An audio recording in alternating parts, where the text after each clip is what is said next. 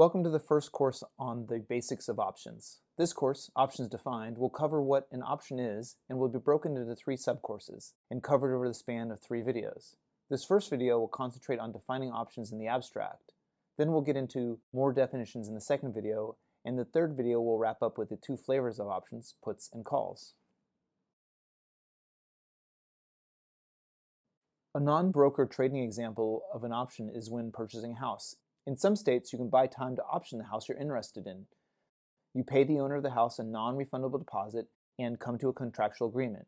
In a certain amount of time, say 7 days, you have the exclusive right to buy the house at an agreed upon price, should you choose to do so. The house, at a specific price, is what is to be delivered to the buyer of the options period. By buying this right, you, as the option buyer, put a requirement on the seller. The owner of the home cannot sell it to another potential buyer. The current owner is obligated to sell the house to you and you alone at a given price. In return, you pay the homeowner upfront in cash for taking the risk of having to decline better offers that come available from potential buyers during the agreed upon period. In real estate, the typical reason for buying an option period is to inspect the house to make sure it is in good condition. For potential homeowners-to-be, they want to see if the house is livable. For real estate investors, they want to see how much it will take to repair the house in order to sell it later at a higher price than they purchased it at.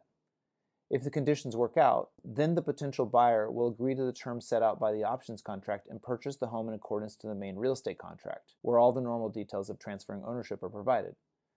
If the state of the house or anything else is inadequate, then the buyer can walk away, only losing the deposit used to pay for the options period.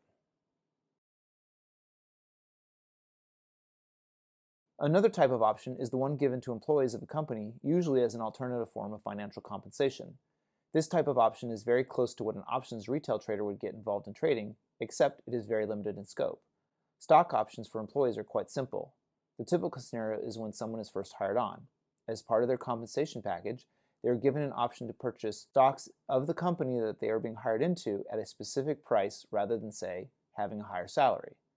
Instead of higher pay, what they are given is an opportunity to participate in driving the stock price of the company up much higher, and then, should they choose, those stock option holders can exercise their option to buy the company's higher priced stock for a much lower price, the price they were given when they first joined the company.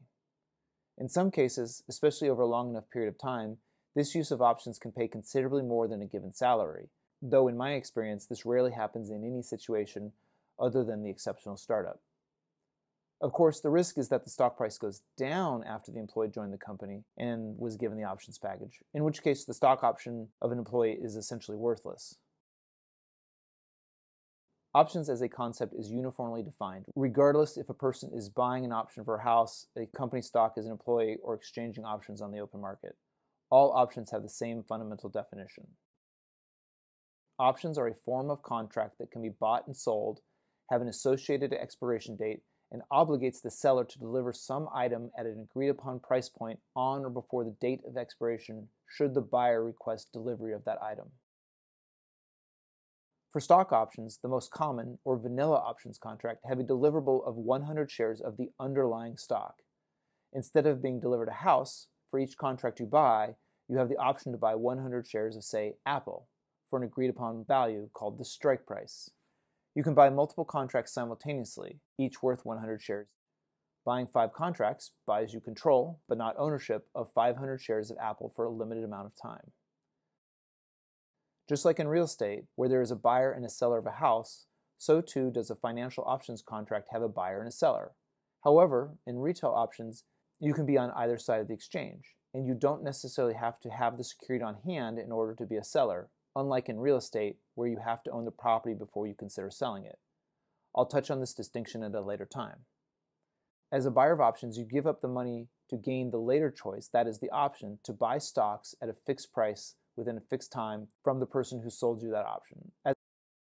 As a seller, you receive money to take on the obligation to transfer the underlying at a fixed price before or at the expiration date, should the buyer choose to exercise their option to do so.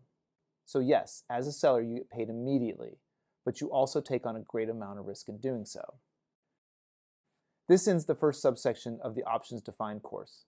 Next time, we'll go into definitions of concepts that surround and shape the bigger picture of how options function in the market. Thanks for taking the time to watch.